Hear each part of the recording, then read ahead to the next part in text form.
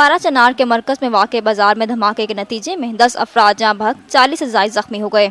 Anne Shahidin के मुताबिक धमाका उस वक्त हुआ जब लोग बाजार में खरीदारी में मसरूफ थे, जबकि धमाका इस कदर शदीद था कि इसकी आवाज़ दूर दूर तक सुनी गई। जख्मियों को एजेंसी हेडक्वार्टर अस्पताल पारा चनार मुंतकिल कर दिया गया है, जहां इन्हें तिबी इमदाद फराहम की जा रही है। अस्पताल हुकाम ने अब तक 10 अफराद के जाँ बहक होने की तस्दीक की है, जिनमें खवातीन और बच्चे भी शामिल हैं। पाक फौज ने हेलीकॉप्टर्स भी इमदादी कामों के लिए पारा चनार भिजवा दिए हैं। दूसरी तरफ धमाके के बाद सिक्योरिटी फोर्सेज और लीवीस ने इलाके का कंट्रोल संभाल लिया है और जाए वकुआ से अहम शवाहिद इकट्ठे किए जा रहे हैं।